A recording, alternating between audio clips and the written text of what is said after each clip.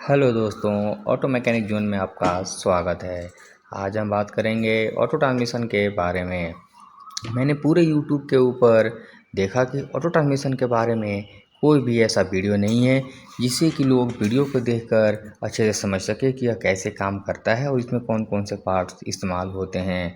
तो मैंने सोचा कि इसके बारे में एक वीडियो बनाकर डालूं जिससे लोगों को आसानी से समझ में आ सके।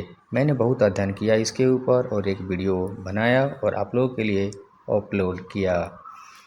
तो चलो वीडियो को शुरुआत करते हैं। वीडियो को शुरुआत करने से पहले मैं आपको ऑटो ट्रांसमिशन में इस्तेमाल होने वाले गियर लीवर के बारे में बताना चाहता हूँ, जिसे parking, reverse, neutral, drive mode तथा स्पॉट मोड। अब हम इसमें देखेंगे इस्तेमाल होने वाले पार्ट्स। यदि दोस्तों आप इस्तेमाल होने वाले सभी पार्ट्सों को आसानी से समझ जाते हैं तभी आपको पूरे इसके फंक्शन को आसानी से समझ में आएगी। सबसे पहला पार्ट टॉर्क कन्वर्टर, जो कि एक इसमें क्लच का काम करता है। टॉर्क कन्वर्टर से आउट होकर इनपुट शाफ्ट के ऊपर में चाल आती है, जो कि हमेशा घूमती रहती है।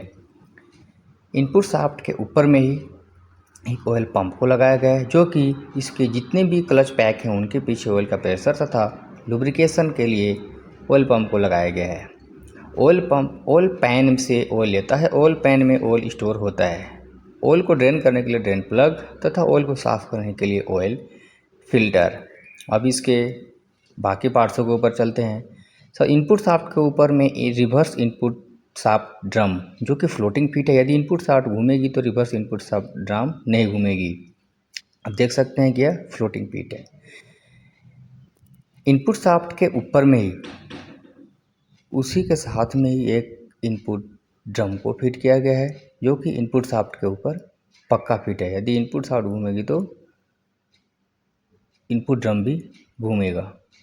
अब जो नेक्स्ट शाफ्ट पार्ट्स है उसका है रिवर्स क्लच पैक। इसके अंदर में इंटरनल और एक्सटर्नल प्लेट्स हैं, जो कि एक रिवर्स इनपुट ड्रम के साथ एक इनपुट ड्रम के साथ में फिट किया गया है। यह सिर्फ रिवर्स गियर के दौरान ही इसके पीछे ऑयल का प्रेशर आता है और इंगेज होती है, जिससे इनपुट ड्रम और रिवर्स इनपुट ड्रम एक जान हो जाते हैं। अभी नेक्स्ट में चलते हैं फॉरवर्ड क्लच पैक। इसमें भी इंटरनल और एक्सटर्नल प्लेट हैं, जो कि इनपुट ड्रम के साथ में मैच रहता है और यह नंबर 1 गियर, 2 गियर तथा 3 गियर के दौरान इंगेज होता है। एक है ओवररन क्लच पैक, जो कि इनपुट सब ड्रम के साथ में ही फिट किया गया है और इसके ऊपर भी इंटरनल और एक्सटर्नल तीत हैं। नेक्स्ट है 3-4 क्लच पैक। यह दोनों क्लच पैक, ये नंबर 3 और क्लच पैक सिर्फ नंबर 3 और 4 गियर के दौरान ही इंगेज होते हैं और यह भी इनपुट ड्रम के साथ में ही मिलाप रहता है। नेक्स्ट है 1 एंड रिवर्स क्लच पैक, जिसे लो एंड रिवर्स क्लच पैक, जो कि रिवर्स गियर और 1 नंबर गियर के दौरान ही इंगेज होते हैं और इसको केसिंग के साथ में एक पार्ट्स को पक्का तथा एक पार्ट्स का मिलाप number EP cycle gear number 1 के एनुलस और ईपी साइकिल गियर नंबर 2 के कैरियर के साथ में फिट रहता है। नेक्स्ट है आउटपुट शाफ्ट, जो कि इशारे से आए हुए चाल को आगे पीछे डिफरेंशियल प्रोपेलर शाफ्ट पीछे व्हीलों को चाल पास करता है। नेक्स्ट में जो आने वाले इसके पार्ट्स हैं उसमें 2 ईपी साइकिल गियर ट्रेन है।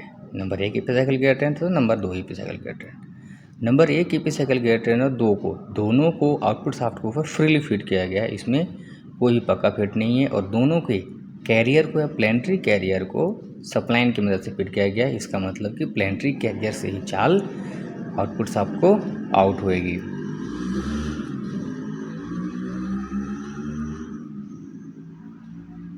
अभी नेक्स्ट है एक पार्किंग ऑपरेटिंग पोल, जो कि जिसका मिलाप एक केबल के द्वारा किया रहता है और इस केबल को मिलाप गियर लीवर के साथ में रहता है। यह केबल क्या करती है, आउटपुट शाफ्ट के मूवमेंट को ही रोक देती है, जिससे जैसे ड्राइवर पार्किंग ब्रेक को अप्लाई करता है आउटपुट शाफ्ट के मूवमेंट को रोक देती है, जिससे चाल पास नहीं होता है। मैंने दोस्तों सभी पार्ट्सों के बारे में बता दिया। यदि आपको इसके पार्ट्स को और जानने हैं या इसके बारे में और गहरे से जानने हैं तो बताना आपको और मैं बताऊंगा। एक है लास्ट पार्ट, जो है 2-4 बैंड असेंबली।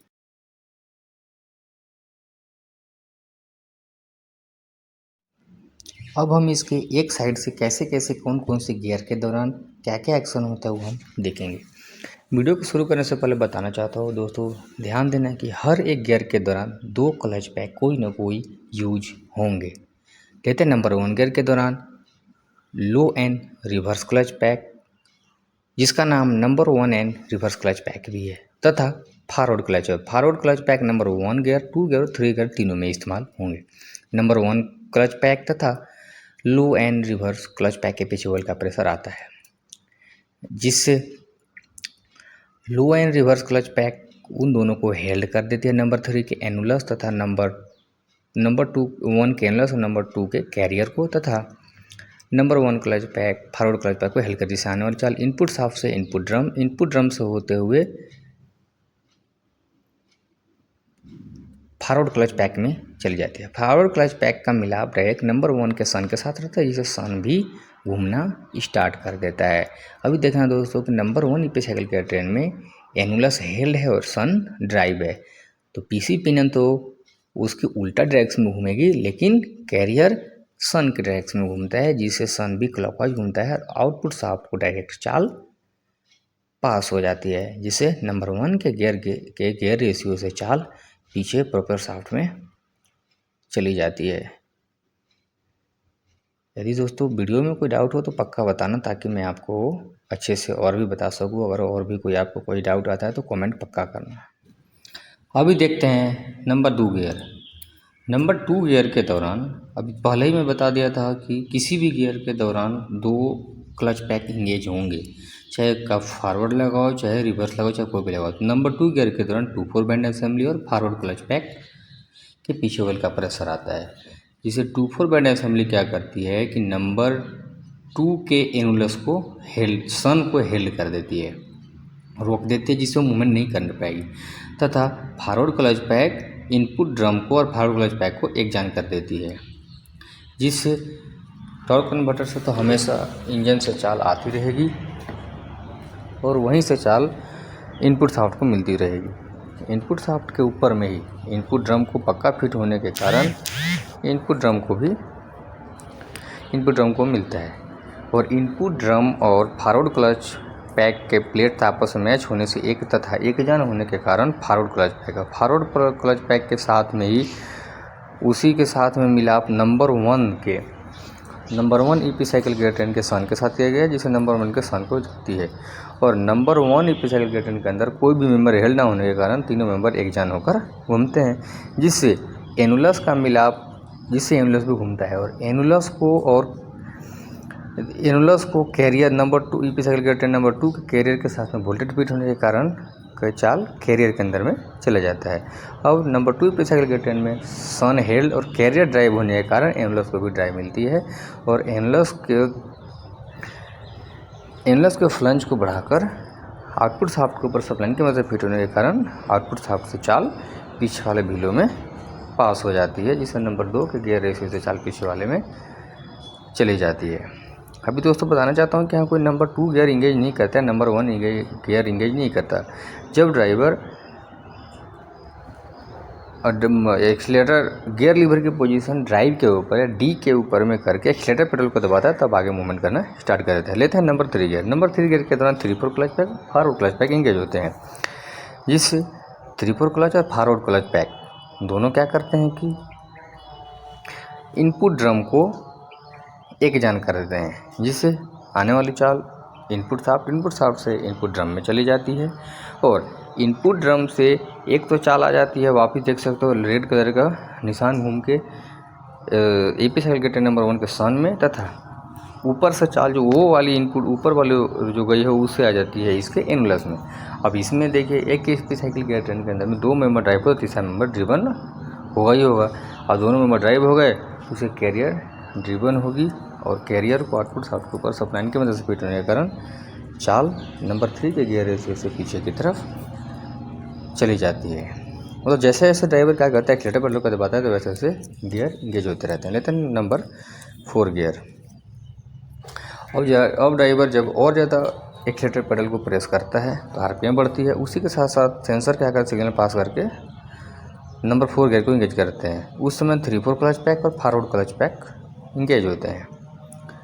उसमें करेक्शन ऊपर दोस्तों एक फॉरवर्ड क्लच पैक लिखा हुआ है वो गलत है, 3/4 क्लच पैक तथा 2/4 बैंड असेंबली इंगेज होते हैं। जैसे 2/4 बैंड असेंबली क्या करती है, 2/4 बैंड असेंबली आगे सेट नंबर 1 के सन को ईपी एक्सेलरेटर नंबर 2 के सन को हेल्ड कर देती है और इनपुट ड्रम शाफ्ट टूथ के साथ में एक जान हो जाता है। जिससे आने वाली चाल इनपुट शाफ्ट से इनपुट ड्रम और इनपुट ड्रम से चली जाती है फिर ईपी एक्सेलरेटर नंबर 1 के एनुलस के अंदर में। और एनुलस को ही आप देख सकते हैं कि एनुलस को ही से ईपी एक्सेलरेटर नंबर 2 के कैरियर के साथ में बोटेड पीका जिससे कैरियर भी घूमता है। और ईपी एक्सेलरेटर नंबर 2 के अंदर में सन हेल्ड और कैरियर ड्राइव होने के कारण चाल एनुलस को मिलती है और एनुलस से फिर आउटपुट शाफ्ट के द्वारा आउट होकर पीछे व्हीलों में चली जाती है। अब जब ड्राइवर गियर लीवर की पोजीशन रिवर्स गियर के ऊपर में करता है तो उस समय लो एंड रिवर्स क्लच पैक तथा रिवर्स क्लच पैक इंगेज होता है। अब देख सकते हो रिवर्स क्लच पैक इंगेज होने से इनपुट रिवर्स ड्रम तथा इनपुट ड्रम दोनों आपस में एक जान हो जाते हैं तथा input reverse drum low and clutch pack क्या करती है कि दोनों को आपस में हेल्ड कर दी। किसको? ईपी एक्सेलरेटर नंबर 1 के एनुलस तथा ईपी एक्सेलरेटर नंबर 2 के कैरियर को। जिससे आने वाली चाल इनपुट शाफ्ट तो आएगी। इनपुट शाफ्ट से आने के कारण इनपुट ड्रम में और इनपुट रिवर्स ड्रम दोनों आपस में एक जान होने के कारण क्या होती है, इनपुट ड्रम को इनपुट रिवर्स ड्रम को चाल मिल जाती है। देख सकते हो रेड निशान से इनपुट शाफ्ट से चाल आई जिसे इनपुट ड्रम में उठी, इनपुट ड्रम से उठकर ऊपर चली जाती है। दोनों आपस में रिवर्स क्लच पैक इंगेज होने के कारण चली जाती है और वहाँ से आ जाती है सन के ऊपर में। अभी ईपी एक्सेलरेटर नंबर 2 के में देखना सन ड्राइव है और कैरियर हेल्ड है। अभी एक वसूल है कि प्रिंसिपल है ईपी एक्सेलरेटर का कि आप यदि कैरियर हेल्ड है तो एनुलस को उल्टा डायरेक्शन में चाल मिलता है। जिससे एनुलस को उल्टा डायरेक्शन में चाल मिलता है और एनुलस से आउटपुट शाफ्ट से होते हुए चाल उल्टा डायरेक्शन में चाल पास हो जाती है और व्हीकल रिवर्स में जाता है। यदि वीडियो अच्छी लगी हो तो लाइक और सब्सक्राइब करें ताकि मैं अच्छे वीडियो आपके ऊपर तक पहुंचा सकूं।